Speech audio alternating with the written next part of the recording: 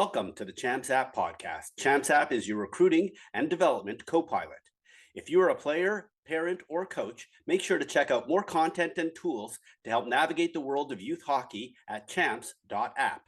Also, if you've listened to the Champs App podcast in the past and it has helped you with your recruiting or hockey development, please tell your teammates and friends about Champs App.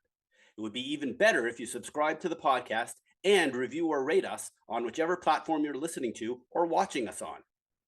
On today's episode, we talk with Dr. Jeff Quebec, educational consultant and founder of the Pre-Prep Showcase.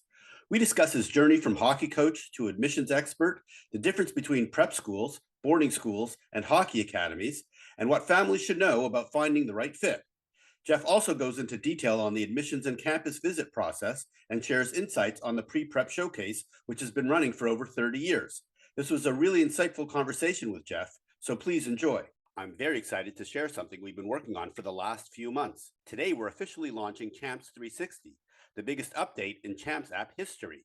We've added powerful new recruiting tools to help you stay organized, get informed, and make smarter decisions. College Search lets you filter and find the right schools. My Shortlist lets you save and track those teams as your recruiting journey develops. And for every school on your shortlist, the team dashboard gives you a deep look at school-specific content, rosters, coaching staff, messages, recruiting data, events, and more, all in one place. We've also made it easier for families to work together. Players can now share access to their account with parents so everyone stays on the same page throughout the process. And every player gets a free personal recruiting email at Champs Mail. Put it on your event registrations, recruiting forms, anywhere coaches will see it. When coaches reply, those emails forward straight to your personal inbox or your parents' inbox. No extra accounts to manage with more privacy and control. And with Champs 360, you can send or schedule messages to coaches directly through your Champs Mail address. Visit champs.app or download the app to get started. I'm excited to welcome Dr. Jeff Quebec to the podcast. Originally from Westford, Massachusetts, Jeff has spent over 30 years as a leading voice in the prep and hockey world. Graduate of Syracuse, Boston University, and Northeastern, where he earned his doctorate in education. Jeff spent years in the trenches at Eaglebrook School before founding Quebec Consulting and whyboardingschool.com.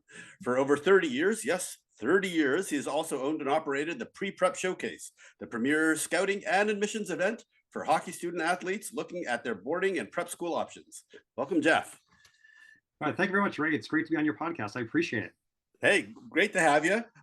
Usually we have a lot of hockey coaches on here, and at one point in your life, you were a hockey coach. So why don't we start off with just like how you grew up playing a little bit of hockey, I'm assuming, in Massachusetts, and eventually becoming I believe it's a high school coach or a middle school coach in hockey.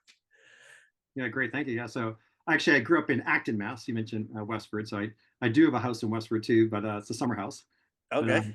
Originally from Acton, Mass. And so I always tell people I'm a proud product of public school. Went to public school, went to Acton Boxborough. I think I had a great experience, great education growing up. And my first exposure to any sort of independent school was through my brother having gone to boarding school. And always a big hockey guy growing up, and coming from a hockey family. And my sister and I went to public school. He went to boarding school. My brother went to Deerfield Academy in Deerfield, Massachusetts. And I remember at the time going out and visiting my brother and spending time with some of his teachers and coaches and dorm parents and saying, this is pretty cool. And the term they often use in independent boarding schools is called triple threat. Someone who's a teacher, an athletic coach, and a dormitory house parent. And I was really intrigued by that at the time. As you mentioned, I went to Syracuse for my undergrad. I was studying at Syracuse, and I started applying some schools and had an opportunity to go to Eaglebrook School, which is a junior boarding school in Deerfield, Mass. And that's grades 6 through 9. So those students would then matriculate, moving on to secondary schools. And part of that was to go on and be the varsity ice hockey coach. And it was an awesome, I taught, I was in the dorm. And shortly after that, I went back to school, got my master's degree, still working at Eaglebrook. And I was studying at Boston University, got a master's in educational administration. And that's when I moved into the admissions part of the prep school world. But yeah. So how good a hockey coach were you? I don't know about that. I mean, I'll let my other people speak about that. But I think I did pretty well. I was fortunate enough to coach a lot of great student athletes, and from not only all over the U.S. but all over the world, and had an opportunity to coach some players that definitely went on some pretty high levels, including at the highest ranks, playing in the NHL. Awesome. For me, it was just awesome, and working with that age level, I have an influence, and especially as the athletes that I was working on had high aspirations, which was a lot of fun, and really able to build up a pretty strong program. And not only were we playing top teams here in the States and Canada, but also I've had the opportunity, I've coached in 26 countries. Oh, wow. And so to have a chance, and I used to tell all the student athletes and their parents, so much of that was beyond the actually hockey. It would be the food, the culture, the language. And those are some of the great memories. And as I still remain in contact with a lot of my former athletes and to tell stories about the times we've spent overseas, and we're not necessarily telling the story about the 3-2 game or winning or lose, but it was more so some of the other opportunities, whether it be spending time with guys like Vladislav Tretiak, the 1980 Russian hockey goalie over in Moscow, stories like that, and beating the Russian Red Army U16 national team, and just some really cool, fun memories. Wow. Got to play against Tretiak or with Tretiak. That's all pretty awesome. So growing up in Montreal, I obviously remember those days very well when they tried to recruit him to the Montreal Canadiens. So okay. I remember that very well. So actually, while we're on the subject, everybody probably wants to know your last name being Quebec. Maybe just give folks a little bit of the background, because you're not actually located in Quebec. It is your last name, and you come by it, honestly. So Yeah, exactly. So it's my last name, and so I'm born and raised, as I mentioned, outside of Boston, but my family roots are actually from Quebec, and I still have family up there, and the family farms up in Saint Nicolas, Quebec, which is in Levi, Quebec, which is right outside of Old Quebec City, and so I still have family up there. So yeah, it's great. And got go it. So back tell there us and still visit. what you do at Quebec Consulting. Sure. So as an educational consultant, I work with students and families from not only over the U.S. but all over the world, and I help guide this anywhere from pre-kindergarten through seniors in high school, and I help guide the students and their families through the competitive admissions process, applying to private day schools, private boarding schools. Could be students that are really strong athletes, in this case, ice hockey players, but it doesn't have to be.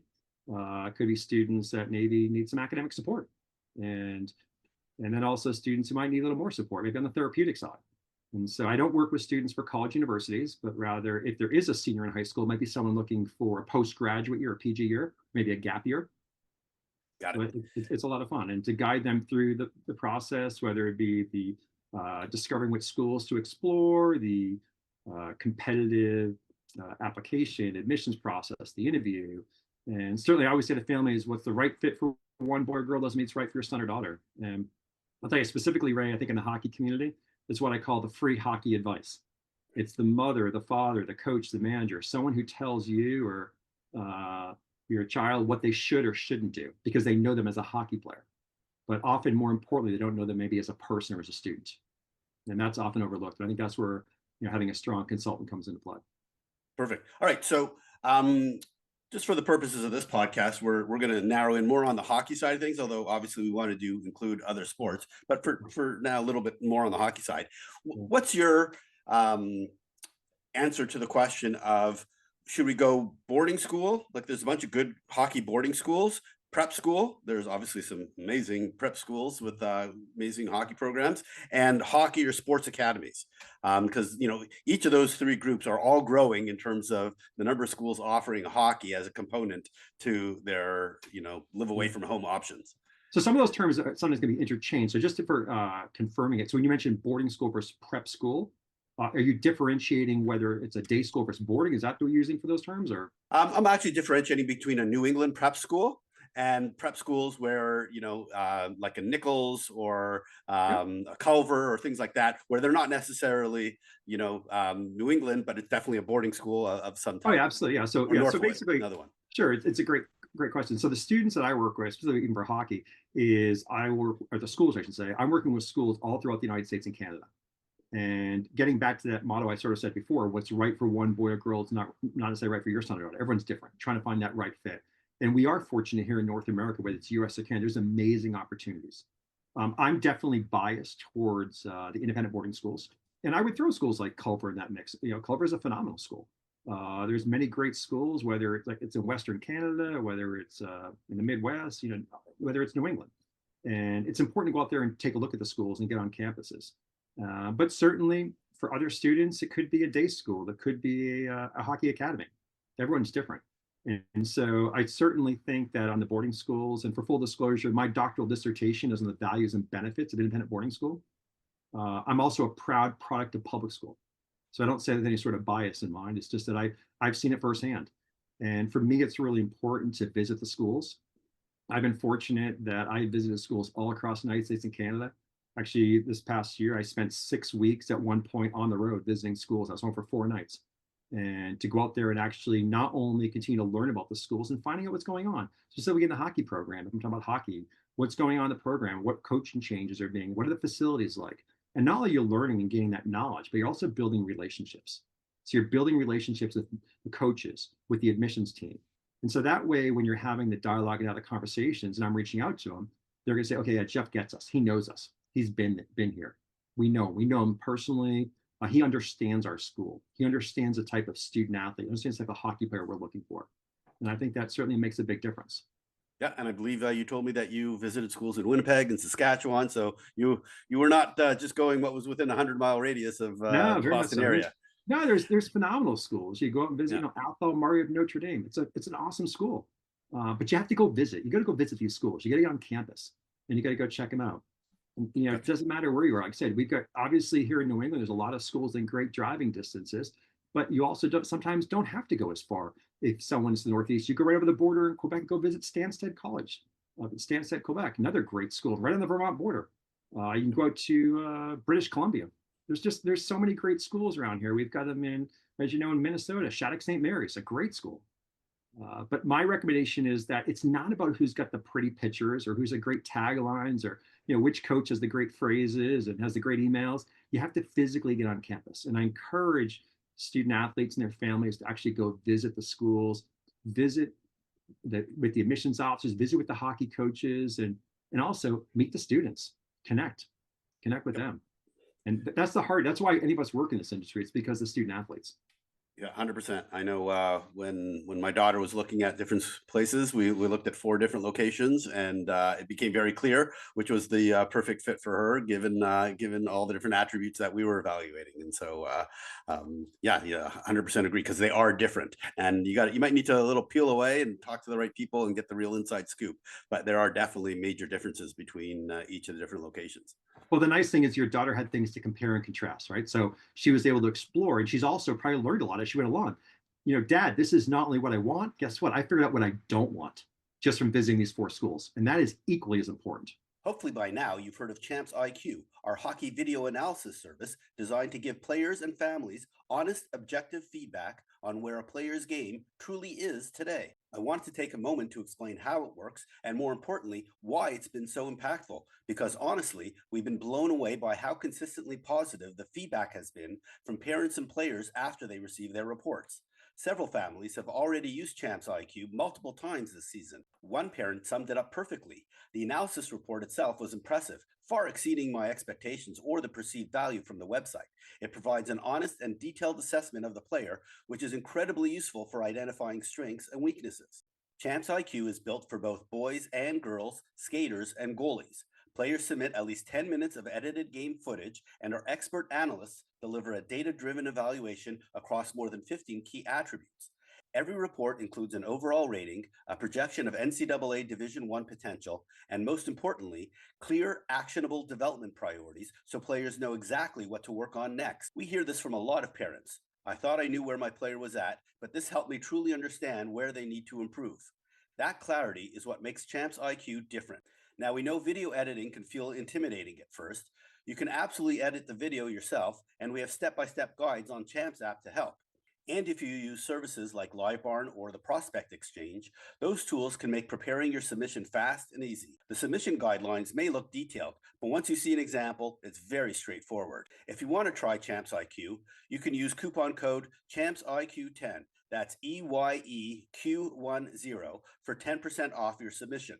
Just head to champsiq.com or visit Champs app and submit your player's video today. Obviously it'll happen again, a few years later when they start looking at their college options, but it's basically a good preamble to that process as well of just going through that at the, the high school side before you get to the college level. Yeah, I 100% agree with that. And I think there's definitely that's where I think also some of the boarding schools have huge advantage. So the child has been away from home, right? They're called independent boarding schools for a reason. You're learning to be independent. And that comes in all shapes and forms, whether it be in the classroom, in the dormitory life, just on campus in general, whether it be on the team bus, going to games. And also, you're having to balance your academics, and that's a challenge. And it only becomes more challenging as you go to the higher levels. And if you go on to play collegiately and you're fortunate enough to have that opportunity, is how do you balance your academics with your studies? And I believe these schools do a phenomenal job with that. But they also make sure that there's a balance. And at the end of the day, there's also a priority. And the priority is the academics. Because as you know, you can look at the funnel of students going on the next level and what the stats are and what the odds are. And there's not a lot of fluctuation from year to year what those numbers look like. And at the end of the day, I don't think there's anyone out there who will deny the fact that there's a lot of value of getting an education.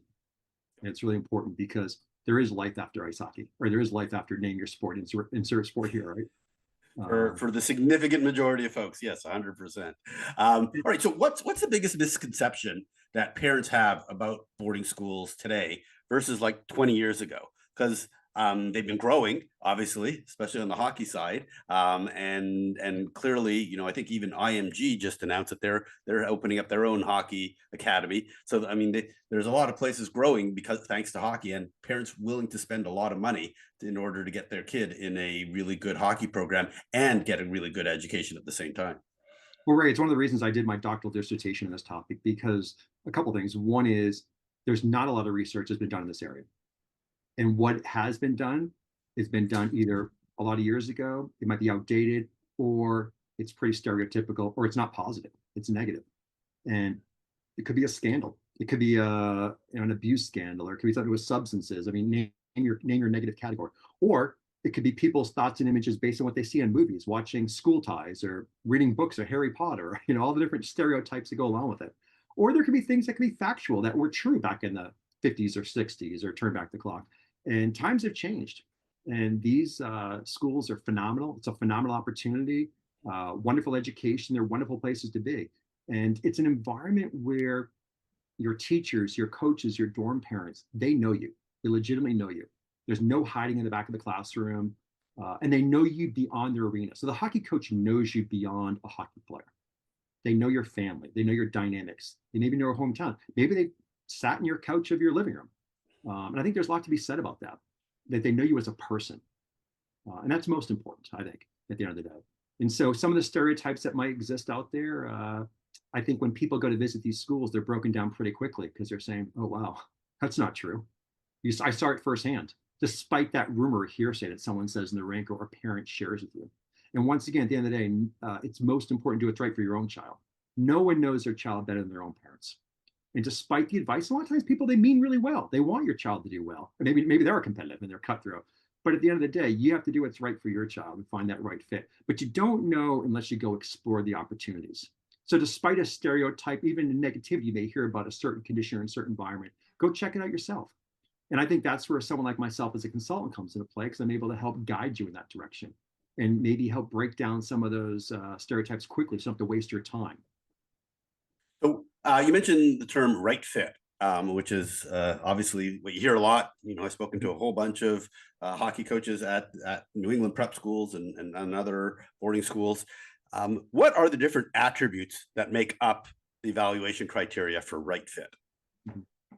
So a couple of things. First and foremost, I think it has to be a place that when you step foot on, the campus of the school, that you feel you're happy, you feel comfortable. If you're not happy, how are you going to achieve success in the classroom on the ice? That's really important. And so I think is try to find out is like, are these my people? Is this the environment?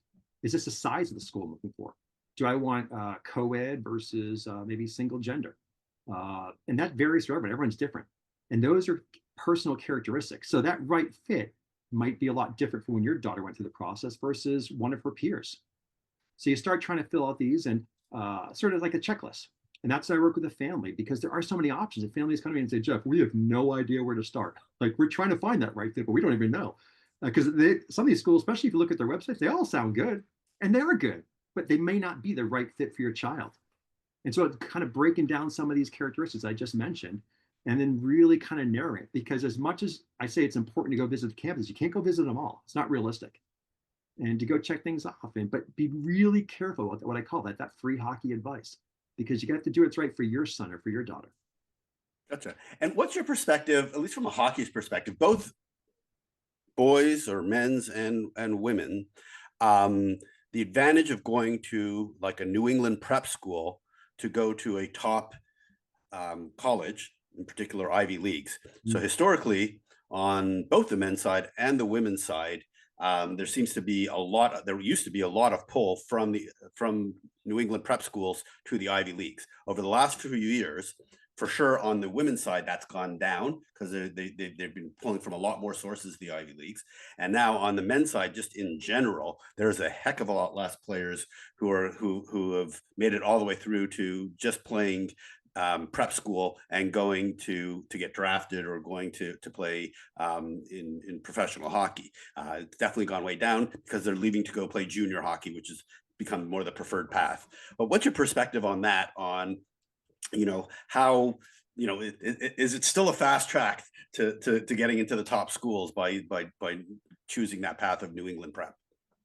Yeah, so a couple of things. So first of all, this game is so global, right? So you mentioned about different, opportunities or where they're choosing or recruiting players from. They're recruiting worldwide, and so, obviously geographically, there's if you were interested and you're looking at schools in the Midwest and you happen to play hockey in the Midwest, sure, there's going to be some advantage there because geographically you're closer. It's easier to watch you, to recruit you, no doubt about it. And I would say the same goes true for New England, but that doesn't mean you have to be at, let's say, a New England boarding school in order to attend a school in the Northeast. No. And getting back to what I originally said, there's so many unbelievable opportunities throughout the United States and Canada. It is about fun, trying to find that right match. And from a recruiting standpoint, I think it'd be really difficult for someone at a young adolescent level to be sort of focusing all their eggs in one basket and go, I'm going to go Ivy League. Well, yeah, it'd be great to be able to say that. That's not realistic.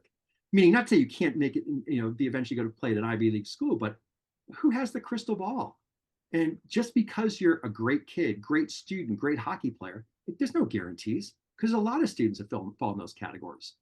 And so I think it would be a shame to choose a particular school. And if this case, if it happens to be New England, because, in your mind, I'm going to play at an Ivy League level. I'm not so sure that's realistic. Even if you look at, say, hockey at some of the Division III schools, like say some of the NESCAC schools, they're really difficult to get accepted to academically, never mind hockey. And so especially those students who maybe who don't have the academics or they don't have the grade point average, haven't fared as well to maybe go through clearing an NCAA clearinghouse or be in a position to be accepted and enroll at a top institution anywhere in the country. Some of these D3 schools throughout the country are even more challenging academically to get accepted.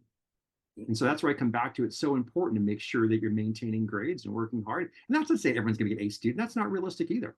But the idea is, are you working hard? There is that right fit for everyone. And maybe you're a student who you need to find a school that has really good academics. That's great. But let's find that school, a school that you're going to be able to achieve success. And success is defined in all different ways. And it doesn't have to be based on grade point average. But are you in a position where you can work hard and have the support that you need to achieve success? But certainly, I don't think a young adolescent should be choosing a school because of, in this case, as you mentioned your question, Ivy League. Good luck with that because let's just do the numbers, do the odds. These schools are really competitive, Ivy League and beyond. Well, I know there are a lot of parents who are very, very focused on the Ivy League for their players, especially daughters, to play hockey there, because I know that two ways. One, just from comments and questions that I get asked, and second, by far my most popular episodes are the ones with when I interview Ivy League coaches. It's not even close. It's interesting, Ray. I coached a boy who played at a pretty high level, ended up being drafted by the NHL, and he played at Harvard University. He was a captain at Harvard. But the nice thing I'll tell you that he would share with you is he had options. Harvard was the right fit for him, and it was an awesome experience. And while I was so proud of his accomplishments and what he did in becoming captain at Harvard, I probably was more proud of the fact that he was one of the finalists for the College Hockey Humanitarian Award, of giving back to the community. Because as though he was drafted the NHL, had an opportunity to play at really high levels in the pros, at the end of the day, eventually, for like many, the skates get hung up. And most importantly, today, he's a good person. Yep, 100%. All right, we need to keep moving. You mentioned earlier about post-grad years and when it makes sense as an option. Maybe just talk about post-grad, like PG years, and even, at least from a hockey perspective, from what I understand, like a significant number of players redshirt so that they actually, are the equivalent of PG because they redo a year or they reclass in order to kind of be older to play on the varsity team. Maybe just talk about that from a hockey perspective. Yeah, exactly. So a couple things. One is, so you mentioned reclass. That's sort of the modern day term. At one point, it was called students like repeating a grade. Essentially, it is, but often they use reclassing as the term. And students do it on different ends. So the PG or postgraduate option would be a student who's earned a high school diploma from his or her school. And then what they do is they're continuing their high school education. Schools may have it catered differently, but for the most part, while you're entering as a PG or postgraduate, essentially you're integrating as like a senior at that high school. Depending on what your previous school was, no matter where you are academically, there's an opportunity to continue that education. And for someone who might say they're really strong academic, have done quite well, well, maybe you're working on advanced level classes now. Because the nice thing about these schools is they're always going to have an opportunity to challenge you. They're working with students from all different geographic backgrounds. And even here in the States, what is an A in, say, geometry in one school system or even one teacher is not necessarily an A in another class. So they're going to find an opportunity to challenge you. That's not a problem. So from the reclassification standpoint, that is quite common. What I've seen for trends is post-COVID, it's also become much more popular on the female side of the game, where I think traditionally it's been a lot of the male athletes, but now we're seeing on both sides. So that's been really big. And I think for a lot of these student athletes, it's great because what it's allowing them to do is to gain that extra year, whether it's athletically as an ice hockey player, whether it's from a social standpoint, maturity standpoint, or it's academic enrichment. It's all different reasons. So I don't know about you, Ray. When I was younger, if someone were to, let's call it stay back, is the term we used back then, there was a negative stereotype associated with that. And it probably was true that you were forced to, that maybe you failed your classes or you just didn't academically, you didn't cut it and you really didn't have an option. That is so far from the truth of these students who reclass. And I have never worked with a boy or girl or a family who's decided to reclass who regretted it. I have worked with families who said, we wish we had reclassed. Now, that's not to suggest that every single boy and girl should reclass. I'm not suggesting that because everyone's different, but it's just unbelievable benefits. And also, why rush the process? You're only young once. And for those who do aspire, in this case, to play college hockey at the next level, look at the average age of freshmen that are coming in. Look at their ages. And when you start taking the idea of the social maturity, even just the physical aspect of it, the speed, the size, the strength, the game is so much faster at the next level. There's a lot of great benefits.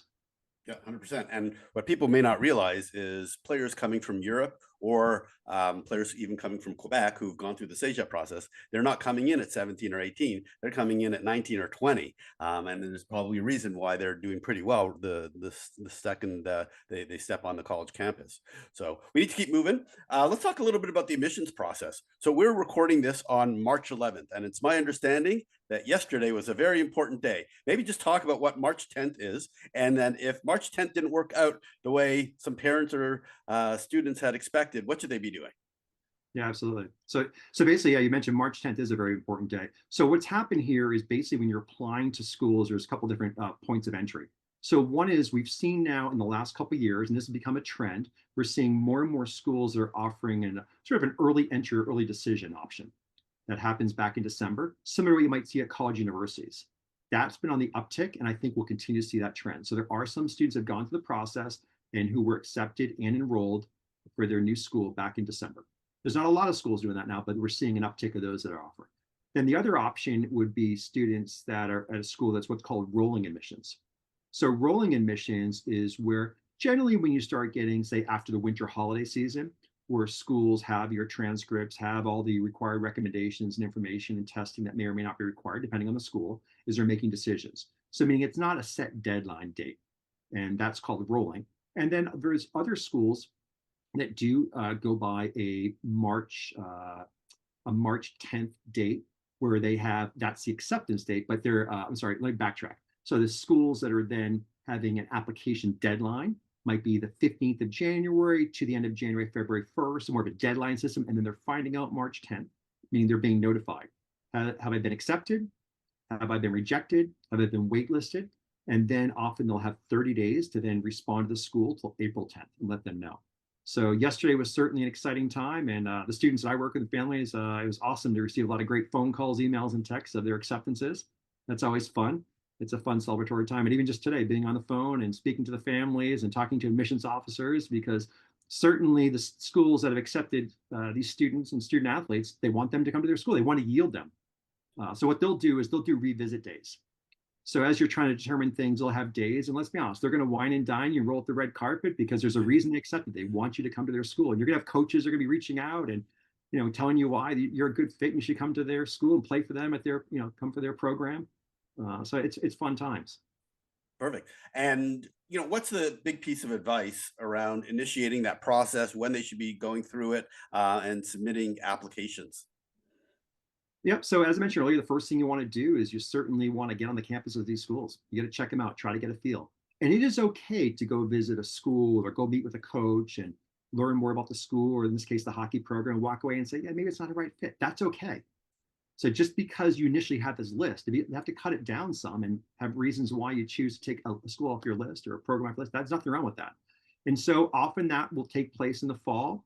And the reason you want to do it in the fall is you want to do it in schools in session. You want to visit when you're going to see the students there and see the interaction, and not just going. And it's okay to visit schools in summertime, of course it is, but it's a lot different when you're walking down the hallway and seeing empty buildings or the dorms are empty. So this way you can go when school's in session, and then you want to make sure you're on top of the deadlines. You certainly don't want to miss those deadline dates. And that's one of the nice things in working with a consultant is I sort of guide all the families through the process step by step, and stay in strong communication with both the admissions officers and the coaches. And they'll do the same because certainly they want you to apply. They're interested in having quality students or student athletes come to their school. And so when they're on campus, are they also being interviewed by the admissions folks? And if they are, what are some red flags that the students should be avoiding while they're there? Yeah, great question. So to answer, for the most part, most of the schools will be conducting an interview when you come and you tour campus. You'll tour with the student. They'll likely team you up with someone who's similar. So if you're a passionate hockey player, they're probably going to find someone who's on the top team and is a good student, just a good kid. And you go around and don't be afraid to ask those tough questions like, what's the food like here? Is it any good? Those are legit questions. And they're going to tear up. And some schools also will do an online or a Zoom interview. And sometimes they realize it doesn't always work with your own personal schedule to make it on campus. While it's ideal, they're accommodating, and they'll do an interview there via the Zoom. And so it kind of goes, but ideally, if you can, you want to do the in-person, but Zoom can certainly be an option. And yeah, I work with my students to prepare them and to prepare them for that process. Because Ray, just like you, if I told you tomorrow that you're going to go interview for a job, you might be a little bit nervous, a little bit intimidated, not too sure. Or what are they going to ask you? What's going to go on? And the same goes true with the interview. So to try to prep the students, and the best interviews are the ones that are like a natural conversation. Sure, they're going to ask you questions, but they're not looking to really give you gotcha questions or grill you. They want to learn about you and tell me more about you. And the same will go true with the hockey coach, because they are already going to have evaluated you, in this case, as an ice hockey player. What type of person are you? How are you going to fit into the chemistry of, let's say, my roster, whether it be in the locker room or on the bench? Are you coachable? What type of person are you? So in your experience, what's the biggest mistake then that someone makes when they're doing it? I'm assuming obviously not being prepared would be one, like not knowing enough about the school. But what are some obvious mistakes that Okay, so I'll get easy to avoid? A couple of them would come from the parents. First of all, Yeah. is the over the top parent, and this doesn't have to be an over the top hockey mom or dad, but just the over the top parent. An example would be, I'll be very generic. If I were to say to you, Ray, what's your favorite subject? What's your favorite subject in school, Ray? And you might say, I would not say hockey. I would say math, but go ahead. okay, yeah. so let's say your answer is math, right? Yeah. Well, the worst would be that someone asking the student athlete that question, and a parent jumping in, oh, well, let me tell you, her favorite subject is math, and going on, and the child's not allowed to speak. Like, that'd be embarrassing. And that, believe it or not, that occurs more often than not. And so, of course, the school's thinking like, okay, that's a pretty simple question, and he or she, they can't even answer that, and the parent has to jump in. So I think that's something that's right there. Another one I would say is at the end of the interview, certainly questions will be asked throughout the process.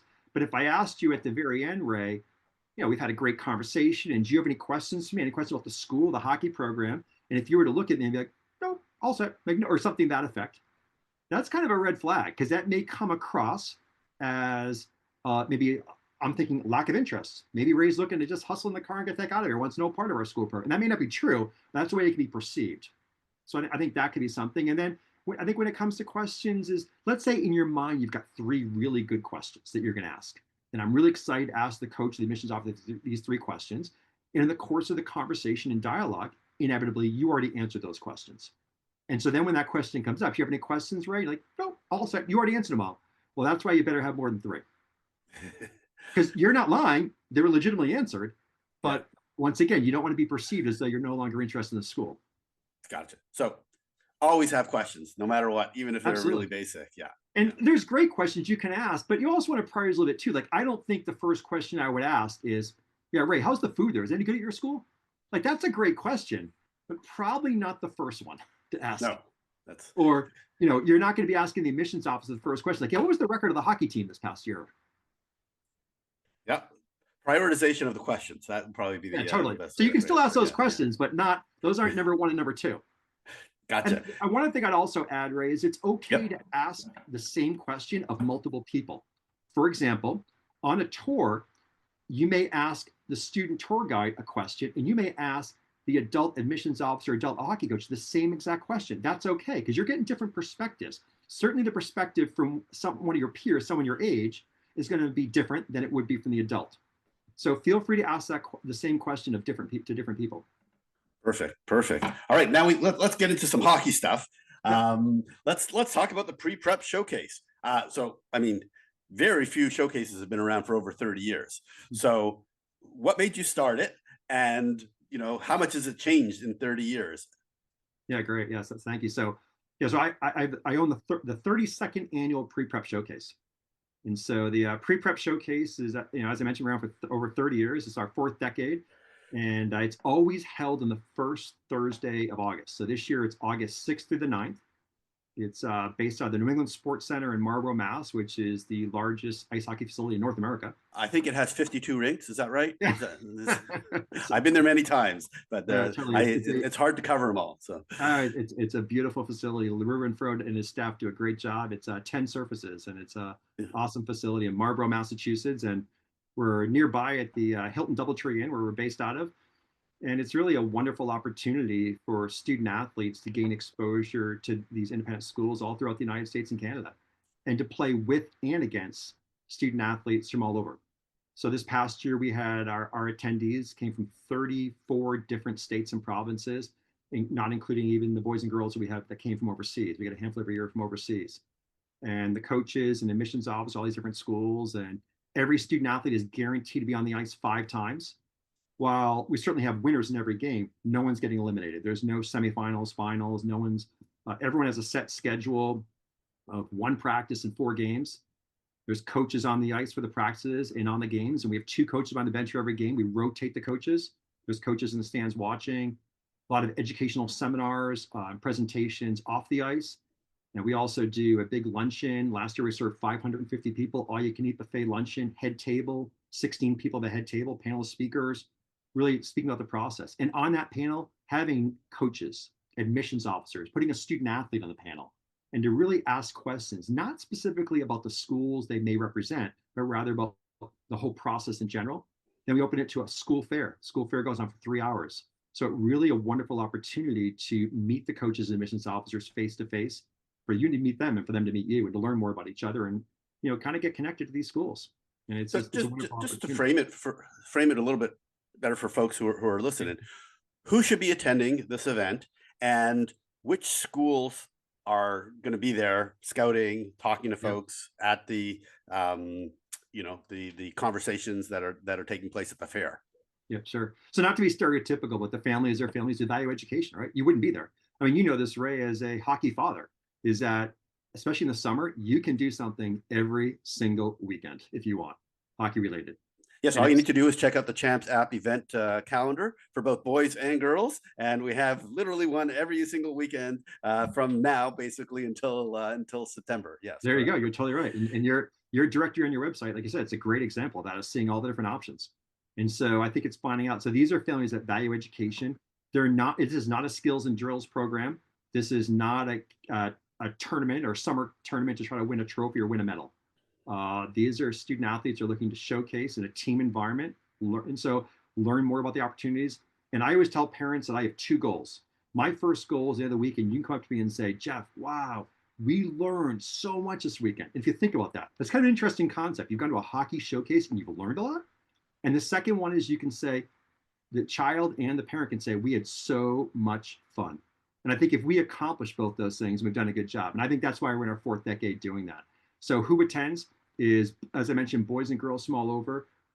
They often know that they're interested and they're serious about attending a school, but they don't know where. They know where to start. They don't. There's so many different options. They just don't even know, and they're just trying to become educated and learn about it. And of course, you want to feel the love. You want to feel wanted, and who doesn't? And so have that opportunity. And from a school standpoint, I'd say it varies every year, mix and match. U.S. and Canada, and while we're in the East Coast, and you mentioned there's a lot of New England schools. Sure, we have a lot of schools in our backyard, but we are drawing Athol, Martin, Notre Dame, Saskatchewan. They are flying out and bringing staff members every single year.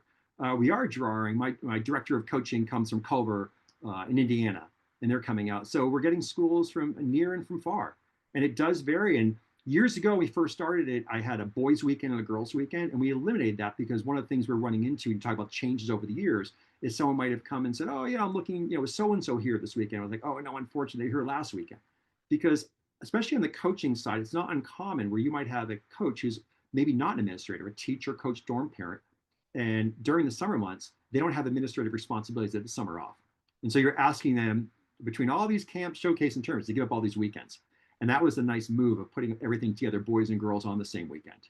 And so, especially with the school fair, it can be very well represented in that sense. So it was an awesome change, and it's fun. And over the years now, like I said, 32nd year, it has been so rewarding to see the impact that we've had in helping assist and guide students in all different directions.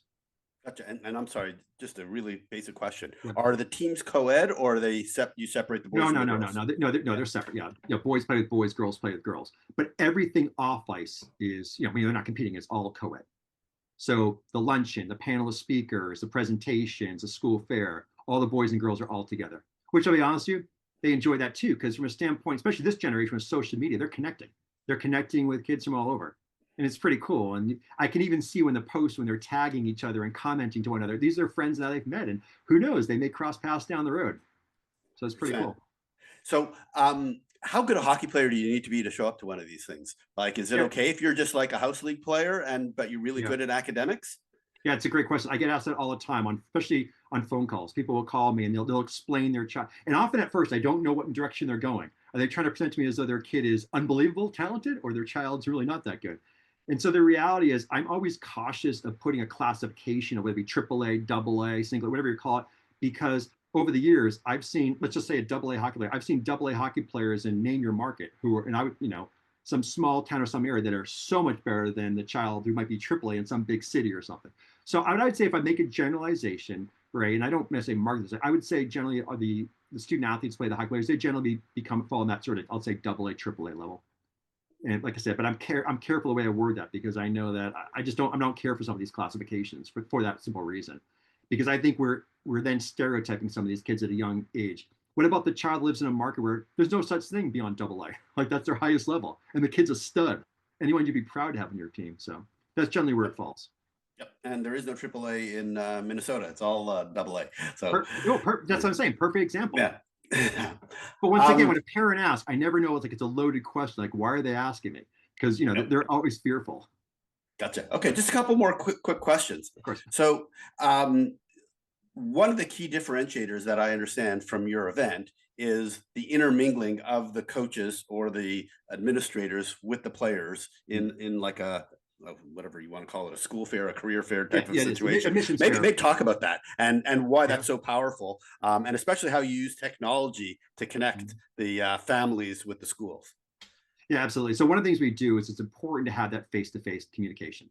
Or often what you might have is there's dialogue and communication, whether it be during a practice on the ice or on the bench. And of course, parents might be saying, who's that coach? Or what they say? And sometimes the kid's like, I forget what school they're from, right? Right? Or they're having a hard time explaining that dialogue. And now it gives a chance for the students and the parents, and hopefully it's student-led, just like the response the question I mentioned, well, what's your favorite subject? Hopefully the parents aren't overtaking the conversation, but it gives you a chance to really connect with the coaches and admissions officers and create those relationships. So what I do is, I've got a third-party software company, and we connect, and it allows you to exchange all your data, whether it be not all your personal information, but both your academic and your hockey accomplishments electronically. And this way, through the exchange of a QR code, we can exchange that data, and you're able to choose what information you share with the school. And then you can have that face-to-face conversation. And the nice thing is that, Ray, is as you then continue the process, and let's say you go visit campus or you see the coach admissions officer somewhere else or a different environment, you've already met, and there's that comfort level. So as a young adolescent going, say, for an interview or going on campus to meet someone, yeah, we've already met. You're a little more comfortable, more relaxed, and they know you. And I think that's pretty nice. And so you're started creating really nice relationships. Perfect. All right, last question. So, what does success look like after attending the pre-prep showcase? Like, is real success for you kind of like a dating app where you only see them once and then they met their match and they don't need to come back anymore because they found the right school for that student athlete? Well, certainly, as you know, success varies from person to person and how you define it. But for me personally, the success is having done this now, like I said, my 32nd year, is success is when I hear from whether it be a student athlete or a parent who shares a story with me and tells me where things took them. And it could be an immediate story or it could be years later. And just if I can share with you a really quick story, is I had a student athlete a couple of years ago who reached out to me on LinkedIn, wrote me a personal message, and it was a woman who really thanked me for the experience she had at the pre-prep showcase. And I was really thoughtful, and it was almost so well written you would have thought like someone put her up to it, or I put her up to it, and write this. And so I reached out back to her. I said, Jared, I'd love to have a conversation with you. And she asked me if she could be involved in the pre-prep showcase, and she wanted to coach. And she was a youth coach.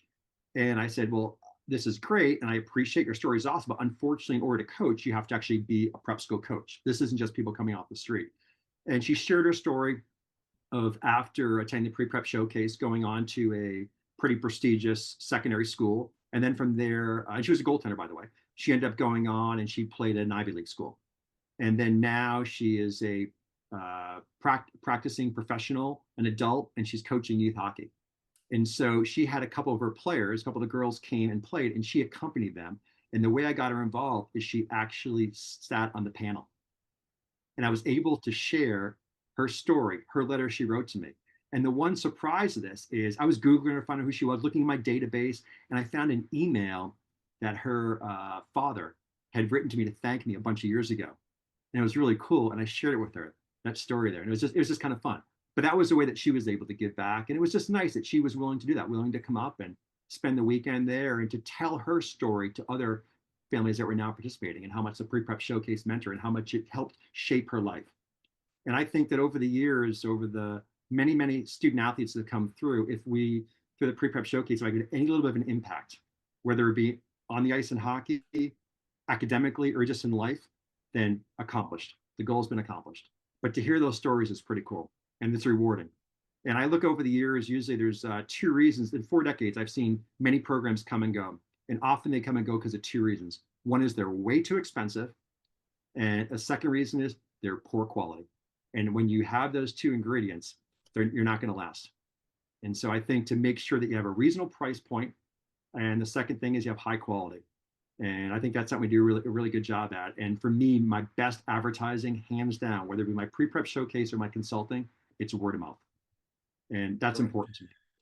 Perfect. All right. So Jeff, we're a little under 5 months away from your upcoming event in August. If folks want to learn more and they want to explore, registering, where do they go?